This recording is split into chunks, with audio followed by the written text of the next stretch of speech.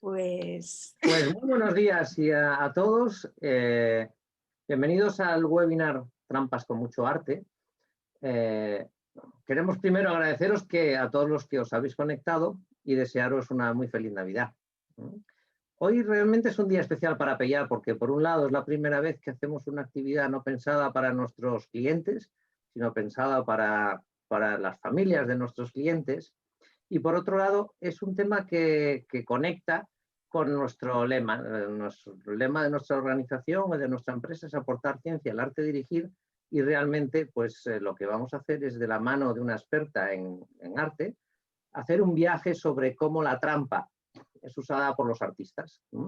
Y aprovechando, os quiero presentar a nuestra conferenciante y compañera Marta Riera Taguas. Su currículum, la verdad, esto es un currículum que da envidia, porque ha estudiado en sitios que a mí me parecen maravillosos. Primero hizo la licenciatura de Bellas Artes en la Universidad de Sevilla. Yo además vivo en Sevilla y me parece una ciudad realmente espectacular para pasear, para visitar y para disfrutar de sus museos, de sus casas, de sus iglesias, ¿no? Por otro lado, hizo una diplomatura en gráfica editorial y publicitaria en Florencia, y también estudió técnicas y recursos para ilustración en San Francisco, y que también es una ciudad maravillosa, con la que además en la que más estuve con su hermano Pablo hace unos cuantos años, aunque no salimos del aeropuerto, todo hay que decirlo.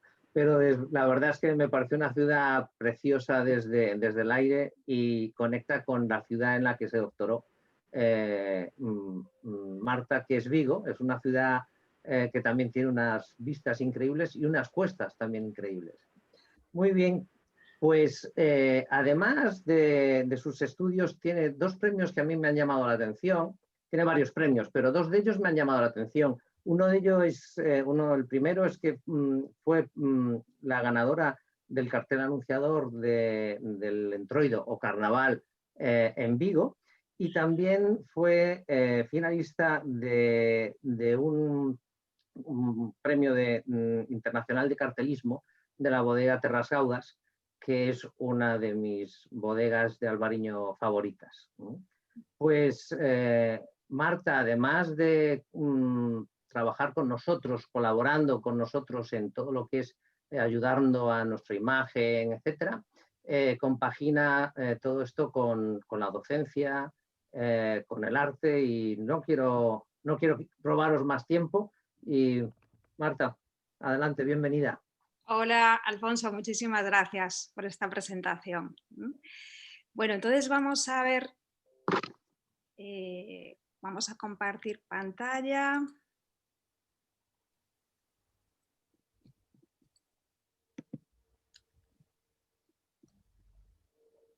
Y esperar un momentito, que primero me voy a ir.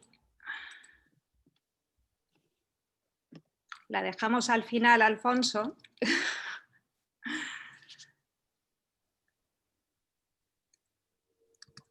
Es que hemos estado antes viendo la presentación. Ahí estamos.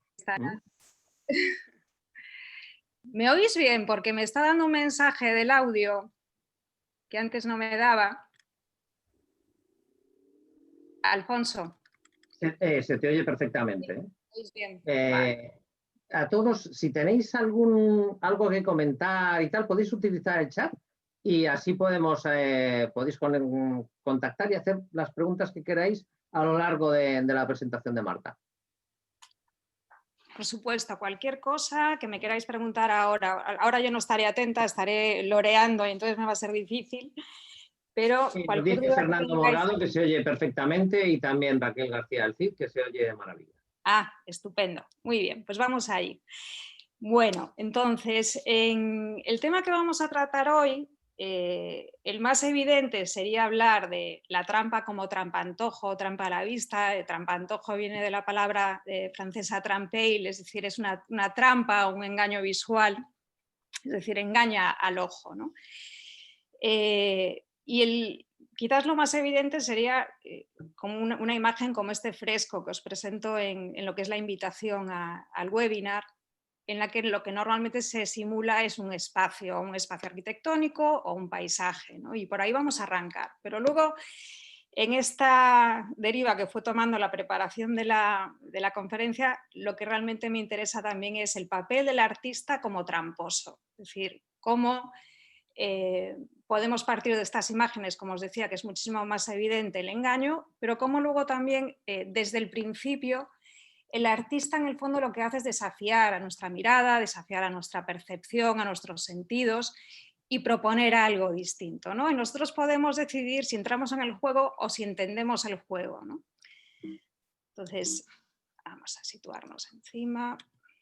Aquí. Entonces, como os decía, quizás la idea de trampa visual más lógica viene después de hacia 1400, 1500, ya en el Renacimiento, cuando los artistas realmente interesados por el mundo de la perspectiva, porque sobre todo los artistas italianos lo que tenían eran unas herramientas de dibujo heredadas del arte romano, de la antigüedad, que les servían para representar lo que es tridimensional en un espacio plano. Es decir, cuando nosotros intentamos dibujar y queremos hacerlo bien, no como niños pequeños, que es cuando ahí la cosa normalmente de la creatividad se fastidia, como lo sabemos todos, realmente lo que intentamos es que las cosas se parezcan a lo que son en realidad, a lo que son en la naturaleza, ¿no? Entonces, este es el Salón de las Perspectivas en Villa Farnesina, en Roma. Vamos a ver distintos edificios y es uno de los ejemplos más claros de engaño visual.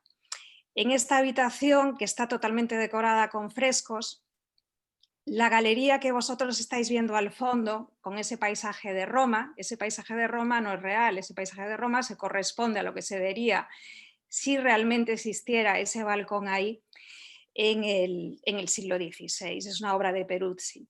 Pero fijaos cómo no solamente el paisaje, sino todo lo que son las columnas, es decir, menos el pavimento y la chimenea, todo es pintado. Todas esas decoraciones que imitan mármoles, que imitan dorados, estucos, etcétera, es todo pintado, ¿no? Entonces, realmente lo que nos está invitando el artista es a que nuestra mirada se proyecte mucho más allá de lo que son los muros, o sea, lo que son las paredes del edificio. Entonces, una de las relaciones más constantes que va a haber entre el trampantojo y el arte va a ser lo que es la idea del virtuosismo, porque en realidad esto es como una especie de chulería, es decir, es un artista que tiene que tener una capacidad técnica realmente excepcional para conseguir que realmente aquí lo que existe es el suelo, pero todo lo demás es pintado, es decir, todas esas texturas como os decía, de las columnas, pero también la balaustrada que se ve al final y por supuesto lo que es ese paisaje, ¿no?, de la ciudad de Roma.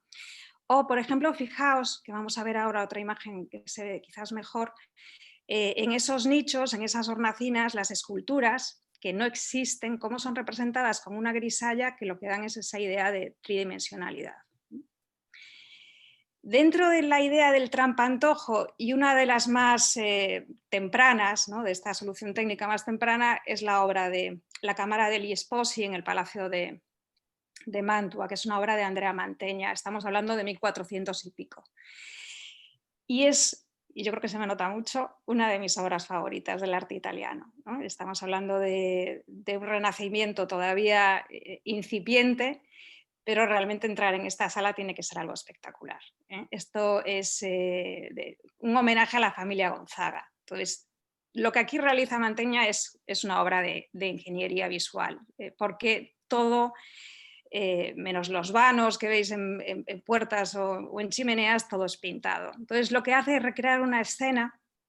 En este caso es la celebración político-social, ¿no?, de esta familia, de esta corte. Sabéis que en esta época en Italia había como distintas ciudades destacadas y cada una de estas familias de banqueros, de comerciantes, eran como los que reinaban en ese espacio.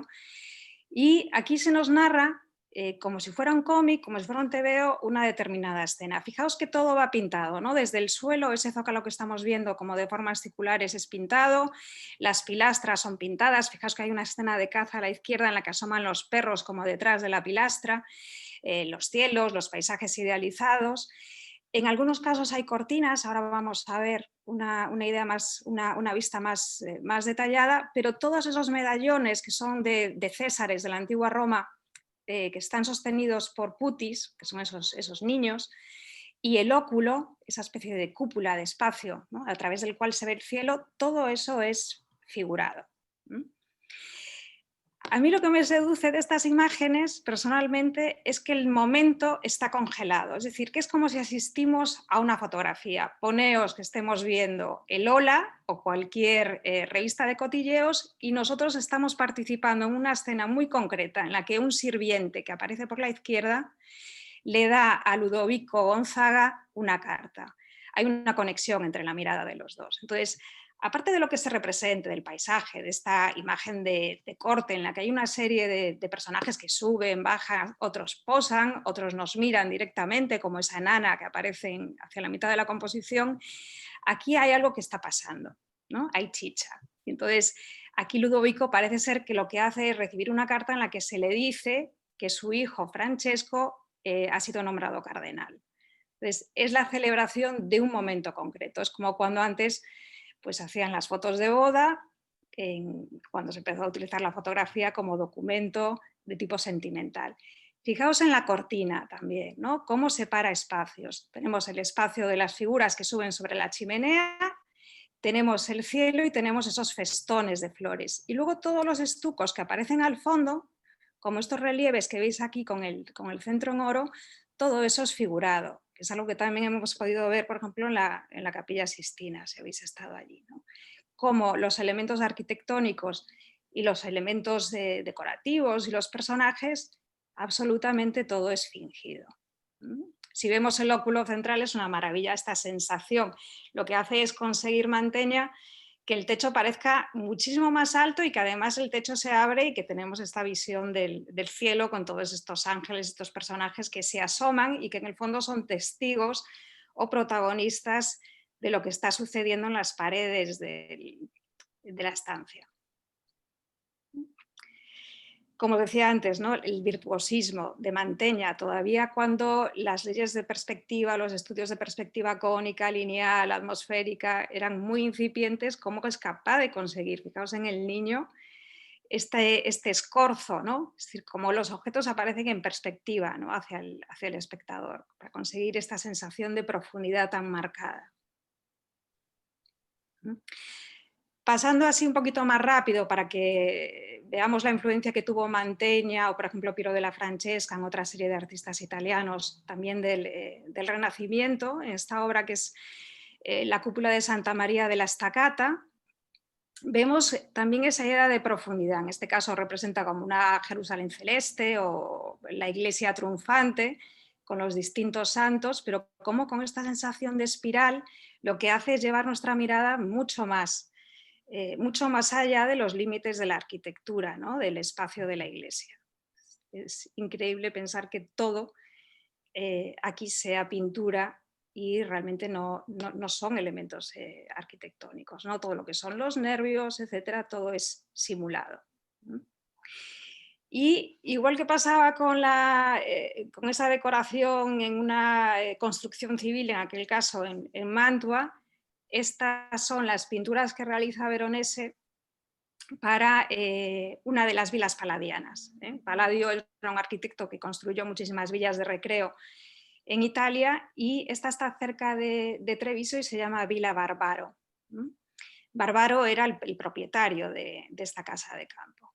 Entonces Veronese crea todo un programa iconográfico para los dueños de esta propiedad, donde utiliza paisajes fantásticos, balaustradas que separan y, como si os fijáis, realmente lo único que está aquí real son los vanos de las puertas, los tímpanos, porque el resto, tanto los personajes en hornacinas, por supuesto, como los paisajes, medallones, estucos y columnas, es todo pintado. Ahora, lo que es excepcional es cómo consigue esa sensación de paredes que se abren, ¿no? Todos estos trucos visuales que luego serán tan utilizados en el mundo del teatro o del cine, cómo consigue darle una segunda vida, ¿no?, una tercera a esta vivienda, introduciendo personajes que también a mí lo que me parece que es muy, muy seductor es que muchos de estos personajes eran reales. por supuesto, no las representaciones de la música, ¿no?, que vemos en las hornacinas, pero los niños que se asoman en esas puertas que no existen eran hijos de la familia Barbaro, o eran también, en este caso, sirvientes. Entonces, fijaos esta sensación de túnel, de profundidad que conseguimos, que consigue Veronese, situando ese personaje al fondo, que es un personaje también pintado, ¿no?, que por supuesto no existe, pero que parece ser que es un autorretrato del propio artista. Y ya como el colmo de los colmos era la representación de la cúpula. Bueno, que en realidad no es cúpula, es decir, es un techo pintado y todo lo que estáis viendo, esa barandilla y todas las pinturas de tipo mitológico, ¿vale? La pintura es pintura, pero luego esos relieves, esos zigzags, todo eso es también pintura. Es decir, que crea una sensación óptica en la que parece que realmente los objetos arquitectónicos son tan reales como la pintura, es decir, una perfecta simulación. Y lo que es mágico es pensar que entras en esta villa a día de hoy, en el siglo XXI, y te encuentras con estos personajes del XVI que te están recibiendo, ¿no?, que te miran con curiosidad desde la parte superior del edificio. Esta es Justiniana, representada por Veronese, es la señora de la casa, que está acompañada por una sirvienta, por uno de sus hijos pequeños, un loro y un perro spaniel, que serían las mascotas de la familia y que nos hablan también de que es una familia de comerciantes ricos, es decir, la cantidad de pistas que nos da sobre cómo sería la forma de vivir de estos personajes en aquel momento. Entonces, es muy interesante cómo se conecta el pasado con el presente cuando se entran estas obras. O el caso del Garofalo para el palacio de Ludovico Moro. Fijaos que por ahora estamos en Italia siempre, ¿no?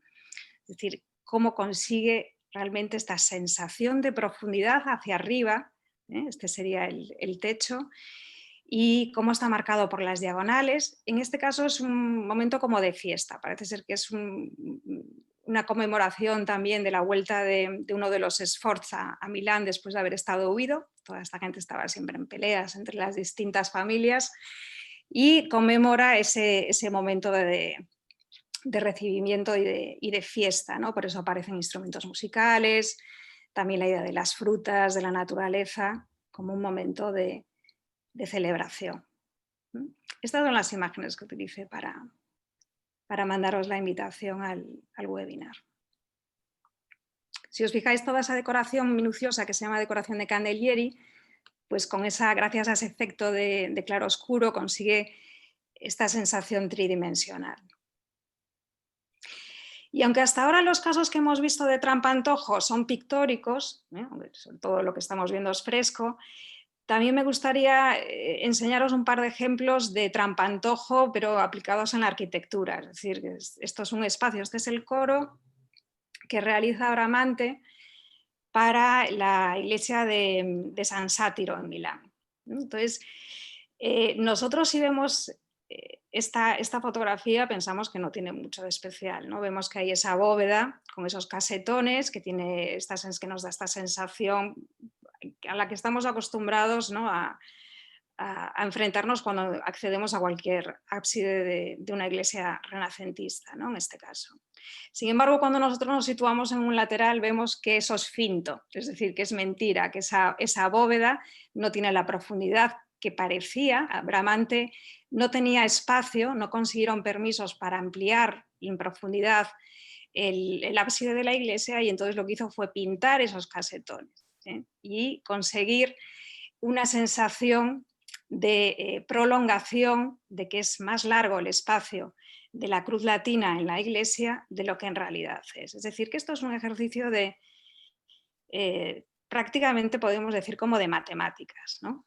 Un siglo después, Borromini en el Palazzo Spada también consigue engañarnos, porque en este corredor que lleva ese patio en el que se encuentra una escultura hacia el fondo, la sensación que nosotros tenemos es que aproximadamente será un corredor, una galería de unos 32 metros, cuando, si vosotros veis otro tipo de fotografía, vemos que en realidad son solamente 8 metros de profundidad. Es decir, lo que hace es recurrir al ingenio. Borromini crea un pasillo en el que esas columnas cada vez son más cortas, se acercan más y además se produce una elevación del suelo. Si vosotros os fijáis en la escultura, parece la escultura de un dios a tamaño natural o seguramente más alto que una persona, pero cuando vemos a esta chica vemos que se está apoyando en la cabecita de esa escultura del dios. Es decir, que son trampas visuales.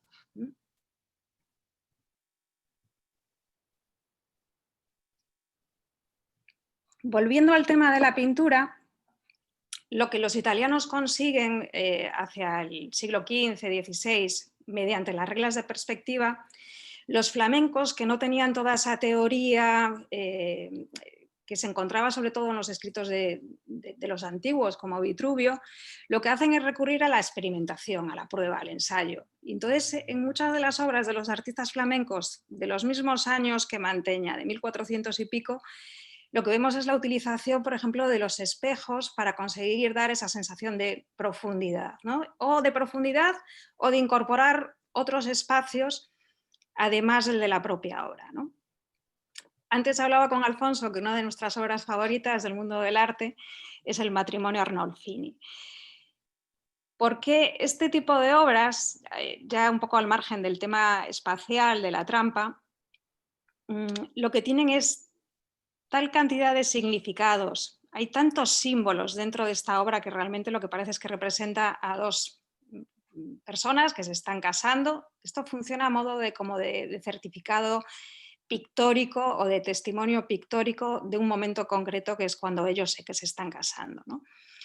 Pero cada objeto que aparece aquí no es casual, es decir, ni los zuecos del hombre, que es un comerciante muy próspero italiano, Arnolfini, que se establece en Brujas, ni el color del vestido de ella, ni el perro en el medio, que sabéis que significa fidelidad, normalmente siempre que aparece representado un perro entre una pareja, ni la vela que aparece encendida en esa lámpara, el rosario, todo tiene absolutamente un significado. Esta es una obra de Jan van Eyck, quizás en este momento, en ese periodo, el artista flamenco más destacado, ¿no? Y si os fijáis, esta sensación de profundidad, ese pasar de las figuras en primer plano a ese fondo, lo conseguimos, o lo consigue más bien Jan van Eyck gracias a este espejo, ¿no? El marco del espejo tampoco es casual, son representaciones de 10 escenas de la Pasión de Cristo, es decir, que nos está hablando de que es un matrimonio cristiano. Y luego el reflejo, que es algo que vamos a ver a continuación en otro cuadro que seguramente resulta más conocido para todos. Y es que en ese reflejo lo que estamos viendo es a este futuro matrimonio de espaldas, estamos viendo a los dos protagonistas, pero estamos también viendo al notario que está tomando nota, que está siendo testigo de lo que está sucediendo en la acción, y también estamos viendo al fondo al pintor de la obra. Pero ya os digo que todo aquí tiene un significado más o menos evidente.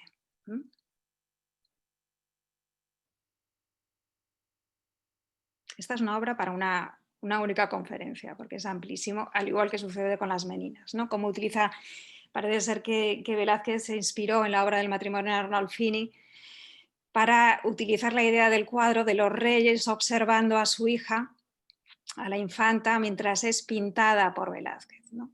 También la manera en la que estas obras se exponen en un museo, porque durante muchos años esta obra en el Prado se exponía en unas condiciones muy particulares de luz, con un espejo, hace que tú te sumerjas todavía más en lo que es el espacio pictórico, ¿no?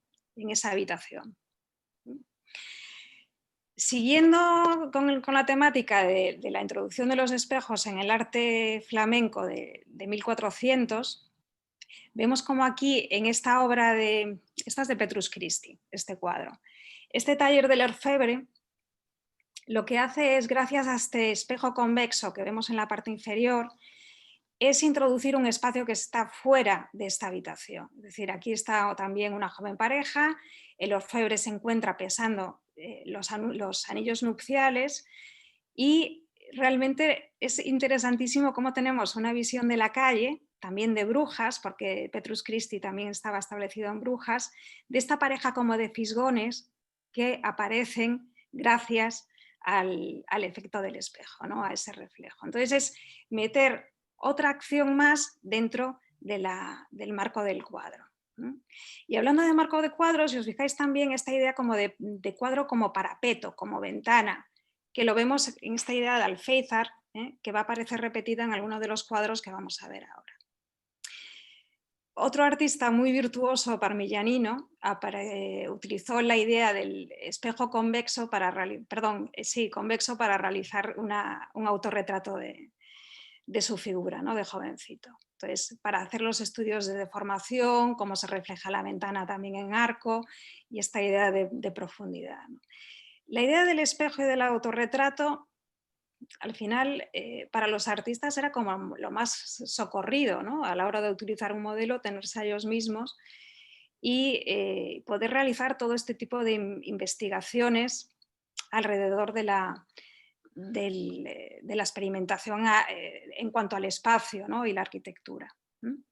Siguiendo con esta idea de Alféizar de parapeto, uno de los artistas también más innovadores dentro de los primeros años del Renacimiento, Antonello da Messina, utiliza la idea del Salvador asomándose como esta especie también de marco de ventana, en el que además tiene también el descaro de colocar, y esto va a ser algo muy repetido luego en la historia de la pintura, esa especie de papelito, de nota, donde va dejando como recaditos el artista, ¿no? A veces es una cita, normalmente es su firma y el año en el que ha sido realizada la obra.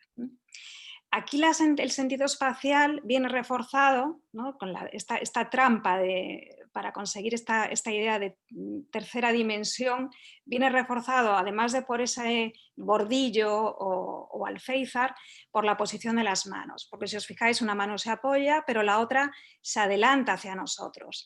Entonces es muy interesante cómo a través de este gesto lo que consigue es poner en relación el cuadro en el que se encuentra el protagonista con nuestro espacio. Este vínculo, esta unión que se produce entre el presente y el pasado es muy potente gracias simplemente a estos gestos conseguidos con los escorzos. Esta también de Christi, de Petrus Christi, a mí me seduce porque me parece de un ingenio. Por una parte no tenemos ese alféizar, pero tenemos un marco, y es un marco que en la parte inferior está pintada con una inscripción donde nos dice que él ha realizado esta obra, ¿no? Pero si os fijáis en ese marco, en la parte inferior aparece una mosca. Entonces, la mosca que vamos a ver ahora en otras obras puede ser algo anecdótico, puede ser una chulería por parte del artista, porque nos dice, fijaos, que es que esto lo tocas, que es algo que tenemos que pensar que en esta época, antes de que existiera la fotografía, muchos siglos antes, el tema del virtuosismo era algo que era totalmente intrínseco al papel del artista. Es decir, si nosotros leyéramos las vidas de Vasari, que fue como el primer crítico del Renacimiento, crítico de arte, historiador, hace muchísima fuerza en la idea de parecía real, lo podías tocar, ¿no? O sea, era quizás lo mejor que se podía hacer un artista, decir sobre un artista determinado es lo capaz que era de captar la realidad, ¿no? Entonces el colocar aquí la mosca es como decir, saca de ahí, ¿no? Tócala, quítala, espántala. Y al mismo tiempo también tiene que ver con la idea de la vanitas. También la mirada del personaje invita al juego, ¿no? A veces no son solamente los objetos que aparecen, sino la mirada de los retratados, ¿no? Entonces, a modo de anécdota, otras dos moscas que a mí me parecen fantásticas. Una en este cuadro anónimo de una mujer de la familia Joffe, que es lo que aparece en la parte superior, en la inscripción, que es como muy enigmático, mira fuera, su mirada nos lleva fuera del espacio del cuadro, lleva una flor, que es algo muy simbólico en el arte renacentista, que muchas veces nos está hablando de una idea de pureza o de que está comprometida, dependiendo del tipo de flor. Y luego en ese tocado maravilloso que ocupa casi todo el cuadro, esa mosca, ¿no? Entonces también nos habla de la fragilidad de la vida, lo que nosotros hablaríamos como contemporáneos como el sentido existencialista, ¿no? De lo que es la brevedad de nuestra existencia y lo poco importante que es lo terrenal para el mundo renacentista, ¿no? Cuando realmente la importancia o el empezar a vivir era después en el otro reino, digamos, ¿no? Carlo Crivelli, que quizás de los artistas italianos de ese primer renacimiento es de los menos conocidos, pero es de lo más evocador, utiliza también el recurso de la mosca, como lo veis en este cuadro. Entonces, es interesante porque volvemos a tener esta sensación de parapeto, de alféizar, sobre el que el niño, ¿no? El niño Jesús está apoyado en ese cojín, la madre lo mira como ausente, pero si os fijáis están mirando a la mosca. Es decir, que la mirada de los dos personajes nos está llevando a otro punto, y es un punto que es muy anecdótico, que realmente no tendría ninguna importancia, ¿no? Y es como una especie de joya. Los cuadros de Crivelli son todos como joyas en los que todos los detalles están trabajados con un nivel de, hasta lo exhaustivo, ¿no? Con un nivel de detalle impresionante, parece el trabajo de un orfebre. Y a nivel espacial, hablando del tema de profundidad, fijaos que tenemos por una parte el paisaje, el alféizar, el cuerpo de la madre detrás de ese alféizar, esa especie de telón de fondo, es que es totalmente teatral, ¿no? Y esos festones de frutas que son tan característicos del artista y que hacen que bodegón y retrato religioso muchas veces se confundan, ¿no? Las obras de Crivelli, si no las conocéis, son, para mi gusto, distintas a todo y todavía tienen mucho de gótico. Esas manos nos recuerdan mucho a ese también renacimiento temprano de Botticelli. Y yo cuando veo este cuadro, también renacentista, de un alemán en este caso, de Holbein el Joven, digo yo, pero este hombre en qué estaba pensando. O sea, es una fricada este cuadro, ¿no? O sea, si vosotros os fijáis en la apariencia, pensamos, bueno, es un doble retrato. Son dos jóvenes con una pinta un poco hipster, parecen dos jóvenes de ahora, si no fuera por el atuendo, que nos miran, ¿no? O sea, están posando. Sin embargo, en vez de estar juntos, están como enmarcando el mueble que aparece en el centro. Es decir, que le están dando una importancia al artista a todos esos objetos tan curiosos, tan interesantes que aparecen en el centro de la imagen, que eso tiene que querer decir algo. Es decir, que hay, igual que pasaba con el cuadro de los Arnolfini, hay un montón de sublecturas dentro de esta obra. Cada uno de esos objetos tiene un sentido. El laúd que estáis viendo en la parte de abajo tiene una cuerda rota y eso significa algo. Que el Mapamundi esté del revés, también. Que ese libro que aparece en la parte abierta, en la parte inferior, sea un libro de himnos de Lutero, también tiene una explicación. Pero de todo esto, lo que de repente nos rompe es ¿qué es eso, por favor, que aparece en la parte de abajo, que tiene esa forma tan extraña? Pues eso es una anamorfosis. Una anamorfosis es como una técnica de dibujo lineal que se utiliza para que desde una observación frontal no entendamos lo que es, como en este caso, pero cuando nosotros nos trasladamos, nos vamos moviendo alrededor del cuadro y nos situamos en un punto concreto, descubrimos que eso que estaba ahí apoyado en el suelo de una manera extrañísima en diagonal es una calavera. Entonces, este es de los cuadros más estudiados y más sujetos a interpretaciones de la historia del arte. Si yo os digo que el personaje de la izquierda lo acaban de, bueno, los dos son franceses y se encuentran en Inglaterra cuando Holbein les retrata, y os digo que el personaje que aparece tan ricamente vestido acaba de ser nombrado embajador de Francia en Inglaterra y el otro es un amigo íntimo que es obispo, hijo de una rica familia de comerciantes que va a visitarle y que está realizado en 1533, empezamos a entender más cosas ya. Si tenemos un poco de idea de historia, este es el momento en el que se está a punto de producir un cisma, una división entre las dos iglesias, o sea, entre la iglesia de Lutero y la iglesia del papado, porque es el momento de la reforma. Es decir, un momento crítico en el que parece que Europa se va a romper por motivos religiosos. Si además estamos en la corte de Enrique VIII, que decide pasar de Catalina de Aragón para casarse con María Bolena y divorciarse o anular el matrimonio, nos damos cuenta que es un momento en el que Inglaterra simplemente por temas de alcoba se va a convertir o sea, va a seguir los dictámenes de Lutero, ¿no? Entonces es un momento de crisis. Entonces la calavera puede tener que ver con ese momento trascendental en la historia de Europa, puede tener posiblemente que ver solamente con la vanidad, con el tema de las vanitas, es decir, lo que hablábamos antes como con la mosca, ¿no? Del tema de que todo es pasajero y que da igual las riquezas, da igual lo que hagas en este mundo, que al final vamos a tener que rendir cuentas. Y toda esa multitud de objetos que aparecen en esa alacena nos habla de que son dos hombres de ciencia, dos humanistas, y la cuerda rota del instrumento pues nos habla también de un momento de ruptura y de un momento de crisis, ¿no? Los himnos de Lutero, el astrolabios, todos esos elementos, esos artilugios para medir, para saber en qué momento o en qué posición estaban situados los planetas, las estrellas. Nos habla de una sociedad realmente compleja y de un artista totalmente particular como es Holbein. Si no conocéis los dibujos de Holbein, son maravillosos.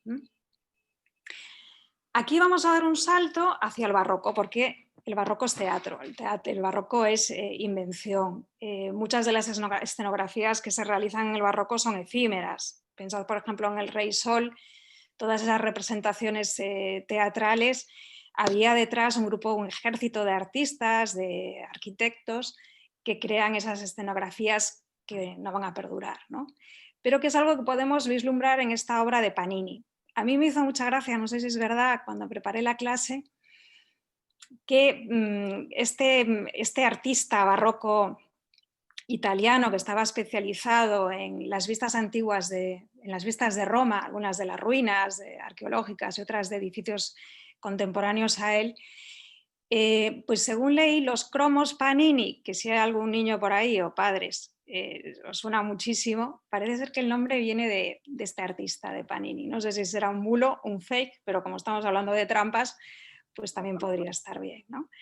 Entonces, ¿por qué? Pues porque el tipo era un creador de estampas, es un creador de postales. Aquí no aparece una galería, o sea, por una parte tenemos un espacio arquitectónico que consigue perfectamente este efecto de trampa de tercera dimensión a través de esas galerías que conducen a un paisaje, y al mismo tiempo este mollón de representaciones de la ciudad de Roma. De hecho, el cuadro se llama así, ¿no? Entonces, es el cuadro, en este caso, infinidad de cuadros dentro del cuadro, la pintura dentro de la pintura.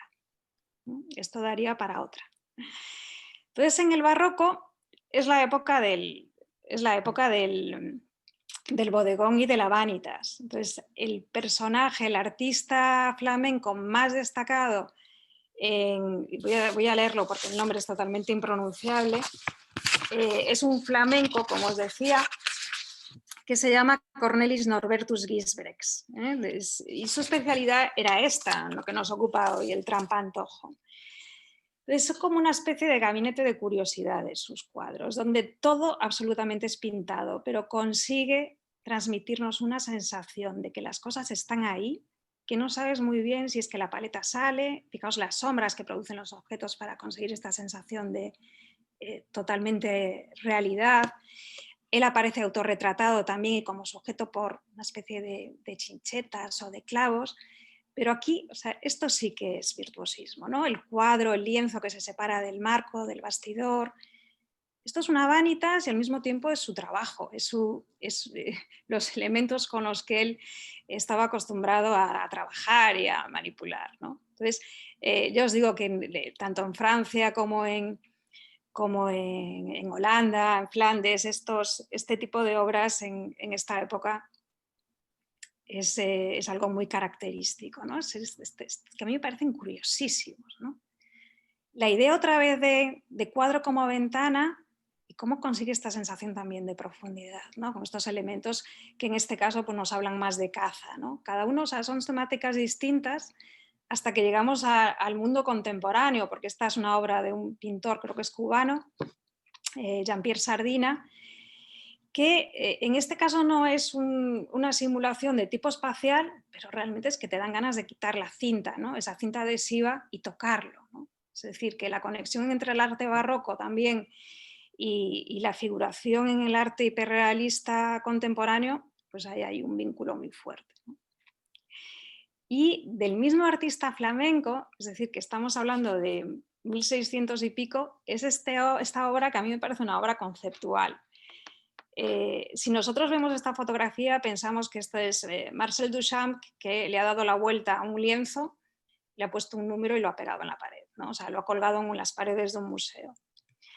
Pero si os digo que es el mismo artista de antes, el de las cartas dobladas, que lo que hace es simular la parte posterior de un cuadro, a mí esto me parece totalmente rompedor. En el siglo XVII, pensar que un bastidor puede ser objeto de la pintura, que puede tener interés, que le coloca un número como si fuera que el cuadro está listo para ser subastado, me parece de un ingenio impresionante, ¿no? O sea, es como una especie de avanzado a su tiempo, ¿no? Hablando de mujeres artistas, que por ahora no hemos hablado de ninguna, los bodegones de otra flamenca del 17, Clara Peters, a la que se le dedicó una exposición en el Museo del Prado hace unos años, también tiene un efecto, o sea, cómo consigue todas esas calidades de los distintos materiales, de lo que es barro, de lo que es queso. Es un trampantojo total. La sensación que consigue con ese cuchillo que viene en diagonal y parece que se sale del cuadro, también es espectacular, ¿no? Cómo consigue no solamente las texturas, sino también este efecto de tridimensionalidad, ¿no? Gracias a cómo están dispuestos los objetos en lo que es el cuadro. Casi no hay fondo, prácticamente todos los elementos son los que componen la obra. Pero ahora me gustaría que os fijarais en esa especie de jarra de barro, porque ahí veis una carita, y es que lo que me parece excepcional y de trampa dentro de las obras de Clara Peters es cómo utiliza estos bodegones para hacer un retrato, en este caso un autorretrato. Ella aparece reflejada en la mayoría de sus pinturas, y yo creo que esto, más que una cuestión de tipo caprichosa, a lo que responde es un afán de reivindicarse como artista y como mujer, ¿no? O como mujer artista en el siglo XVII, que debía ser algo tan complicado. Y esta idea viene también todavía más remarcada porque firma sus obras y aquí cerquita nuestra, en este primer plano del cuchillo, aparece la obra firmada. Es decir, que ella estaba muy segura de su papel como artista en aquel momento, ¿no? En otra época anterior, Sofonis Banguisola también se reivindicó y también jugó al engaño, porque si vosotros veis esta obra y no sabéis nada, pensáis, pues es el autorretrato de un artista que se llama Bernardino Campi, en la que aparece pintando uno de los temas más típicos de la historia del arte, que es el de la mujer, ¿no? La mujer, belleza, mujer como objeto, pero no como protagonista. Sin embargo, si yo os digo que el cuadro se llama Autorretrato de Sofonis Banguisola con Bernardino Campi, es de una sutileza impresionante, porque esta mujer se reivindica como artista y ella es la que pinta la obra. Lo que pasa que ella aparece como objeto de la obra, ella aparece pintada cuando es su maestro, Bernardino Campi, el que aparece en la acción de pintarla a ella. Entonces es un juego intelectual muy, muy interesante. Hablando de bodegones y de trampas, pues también cómo utiliza estas cabezas compuestas de Archimboldo a base de plantas, frutas, a veces animales, para crear estas figuras, bodegones antropomórficos tan extraños y tan sugerentes en el Renacimiento. Voy a meter un poco de caña porque no me va a dar tiempo, ¿eh? Alfonso, voy fatal. Pero es tan interesante que como quieras. Voy fatal, siempre me pasa igual. Bueno, un español para variar, ¿no? Hablando de este efecto de marco, que siempre dicen, bueno, los bodegones flamencos holandeses son tan ricos, está hablando de una sociedad de la opulencia, con esos quesos, esos pretzels, ¿no? Bueno, pues este Sánchez Cotán a mí me parece maravilloso. Esto es como una escenografía también, ¿no? Fijaos la sensación que consigue de profundidad con estos fondos tan oscuros y cómo se recortan luego los objetos gracias a este marco también, o a esta especie de ventana. Vale, este es austero, podemos hablar de ese ascetismo. Él también era religioso, aparte de pintor, pero bueno, aquellos que son como escenas o bodegones con elementos de caza, vemos que también no podían rivalizar con el bodegón flamenco, ¿no? Pero lo que es muy interesante es la idea del cuadro como ventana.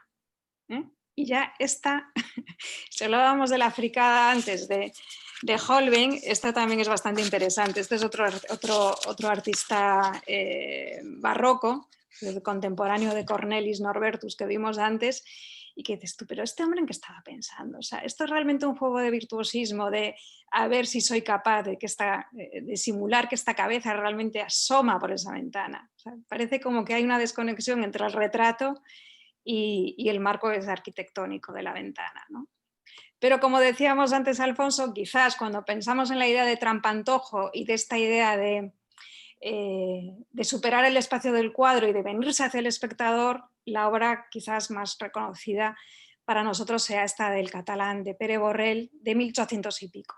Es decir, que ya hemos avanzado en el tiempo. Se llama Huyendo de la crítica. Es decir, que simplemente podríamos pensar que es una anécdota, que es un niño con cara de enloquecido que sale del marco del cuadro y está invadiendo nuestro espacio, el del espectador.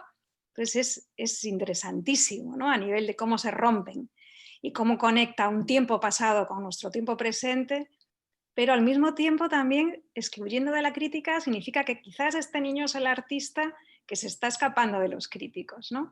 Entonces esta idea de pintura dentro de la pintura es algo que Magritte va a hablar claramente y se anticipa también a todo lo que va a ser el arte conceptual, que es fundamental en la historia del arte del siglo XX y de este siglo en el que estamos viviendo tan extraño, ¿no?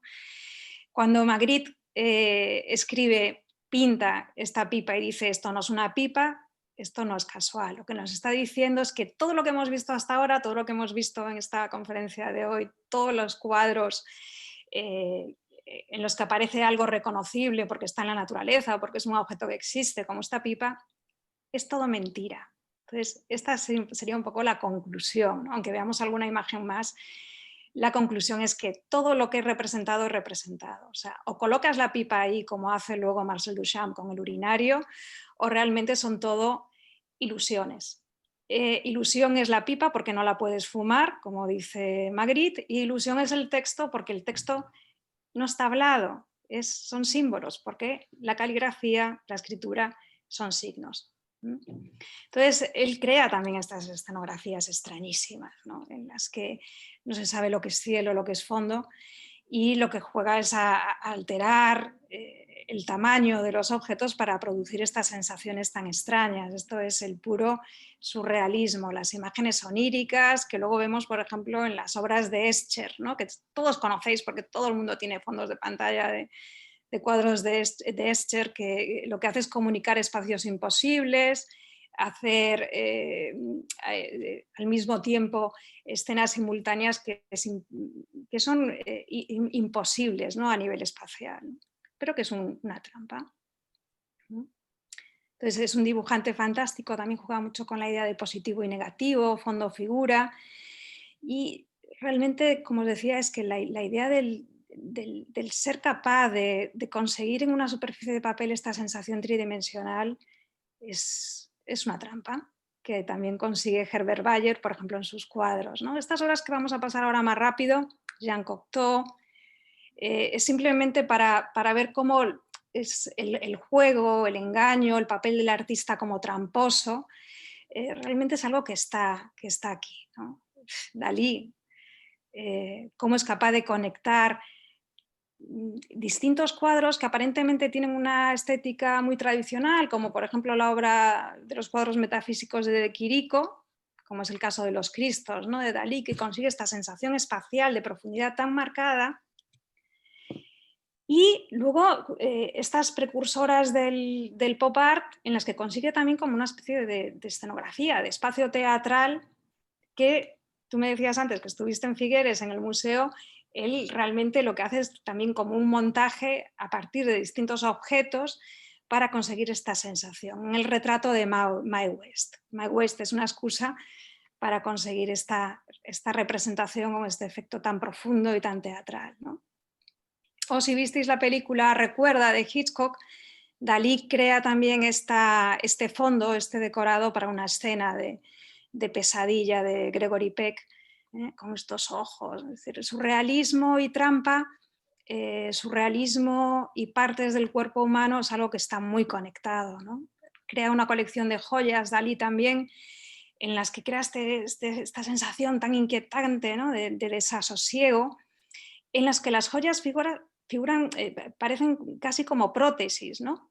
Entonces es algo que luego su amiga, este es un collage de Max Ernst, ¿no?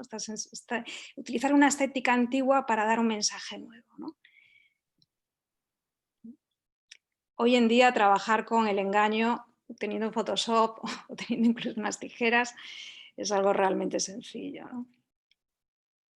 Es cómo se utiliza el collage en moda, cómo se utiliza en publicidad, no solamente a nivel artístico. Estos son artistas ya contemporáneos. Entonces, realmente son trampas, son engaños que lo que buscan es despertarnos, buscar estímulos y proporcionar como distintas posibilidades posibles. En la alianza entre el Schiaparelli, la diseñadora de moda, y Dalí, de esta relación y de la relación que tuvo esta diseñadora, que es fantástica, que colaboró con muchísimos artistas, creo que está al mismo nivel que Coco Chanel, pero se conoce mucho menos de ella, no sé por qué, pues surgen también todas estas escenas, estas imágenes, estas fotografías inquietantes que son diseños realizados por ella, en los que conecta perfectamente el mundo del surrealismo, del cuerpo, de la mujer, del deseo, y que lleva hasta la idea del trampantojo. Es decir, hemos visto trampantojos y trampantojos, estas prendas se llaman trampantojos porque el lazo no está, el lazo es parte del punto con el que está realizado la prenda, ¿no? Es decir, que esta idea de trampa, de creación, se aplica no solamente al arte, bueno, si tuviéramos que hablar de cine, pues imaginaos, sino que aparece en distintos ámbitos, ¿no? El mismo Marcel Duchamp, cuando se disfraza de mujer para firmar distintas obras, sobre todo que tienen que ver con el ready-made, es decir, estos objetos cotidianos que los saca de la cotidianidad y los coloca en un museo, esto es un fake. Y vamos a acabar, porque si no me voy a alargar mucho, ¿no, Alfonso? Con otro fake, o el maestro del embuste en España, que es Joan Fontcuberta, que es un personaje muy reconocido. Aquí estáis viendo al propio Joan Fontcuberta, que, como te decía antes, crea un discurso interesantísimo, porque lo que él hace es como una especie de reportajes en los que nos habla, en este caso, de un cosmonauta, del que se sabe su nombre, la perrita que le acompañaba, el espacio, y crea todo una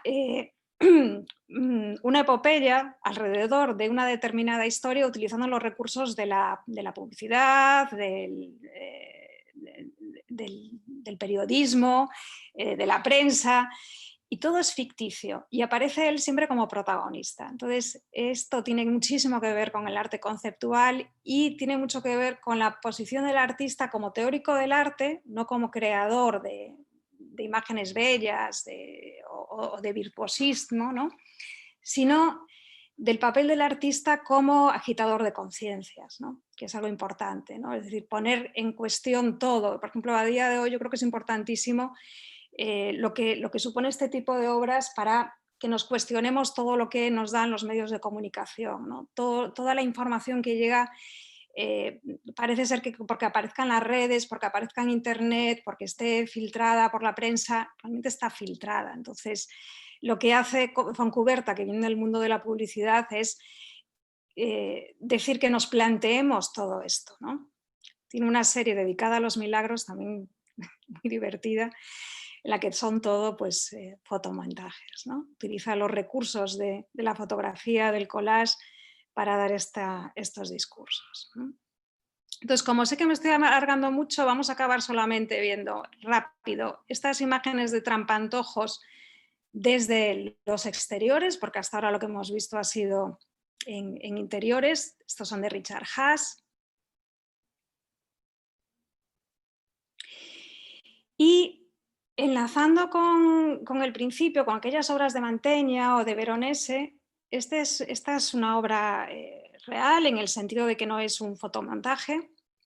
Es un artista que básicamente es un fotógrafo que lo que hace es aplicar sus paneles de fotografías, es decir, de gran formato, a distintos entornos. Estos son obras de tipo institucional, es decir, que el Estado francés, o en este caso, me imagino que sería el Ayuntamiento de París, lo que hace es encargarle algún tipo de simulación. En este caso es impresionante el efecto que consigue para la pirámide del Louvre, ¿no? Entonces, esa idea de trampa. Pero a veces lo que hacemos es volver otra vez la mirada al Renacimiento y otra vez a ese cuadro como ventana, y son grafiteros, ¿no? Son artistas que realmente lo que hacen es dejar plasmadas sus influencias, sus inquietudes, estas yola, en muros de distintas ciudades. Aquí en Vigo últimamente estamos muy acostumbrados a vivir con todas estas medianas pintadas.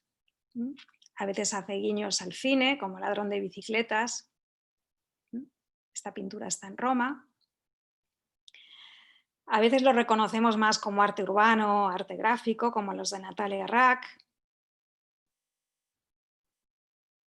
Y lo que hace es dar vida a los edificios también, ¿no? Y jugar con los elementos arquitectónicos que se encuentra el artista, ¿no? Adaptándose claramente a esos espacios concretos. Esta también es de J.R., el artista del Louvre, Nueva York. Y este en Kenia.